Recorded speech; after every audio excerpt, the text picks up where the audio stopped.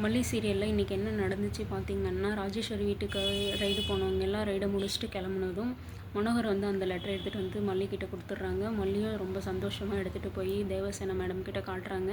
தேவசேனமும் விஜய் எப்படியாவது கொண்டு வந்துடலாம், நம்ம பாதி கிணறை தாண்டிட்டோம், இன்னும் மீதி கிணறு தான் இருக்குது அப்படின்னு சொல்லிட்டு சொல்கிறாங்க. ரஞ்சிதாவுக்கு ஒரு நம்பிக்கை வந்துச்சு.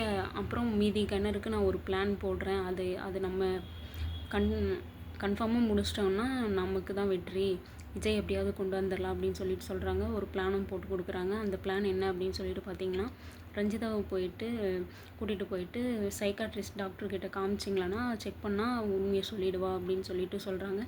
இந்த பிளானை எப்படியெல்லாம் எக்ஸிக்யூட் பண்ணுறாங்க அப்படின்னு பார்த்தீங்கன்னா, மனோகரையும் அரவிந்தையும் ஹெல்ப்புக்கு கூப்பிட்டுக்கிறாங்க. அரவிந்த் வந்துட்டு ரஞ்சிதாவை லவ் பண்ணுறேன், நம்ம கல்யாணம் பண்ணிக்கலாம் அப்படின்ற அந்த இதில் சொல்லி பேசி வச்சுருக்காங்க. அது இவங்களுக்கு ஒரு ப்ளஸ் பாயிண்ட்டாக இருக்குது. ஆமாம், ரஞ்சிதாவும் அரவிந்தும் இருந்துட்டு ஜூஸ் குடிக்கிறதுக்காக ஹோட்டலுக்கு போகிறாங்க.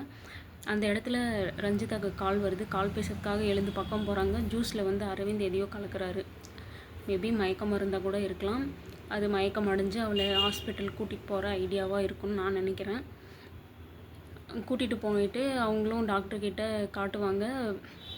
அவளும் உண்மையாக சொல்லுவாள். இதை ரெக்கார்ட் பண்ணின்னு வந்து காட்டுறாங்களா இல்லை எப்படி காட்டுறாங்கன்னு தெரியல, பொறுத்திருந்தால் பார்க்கணும்.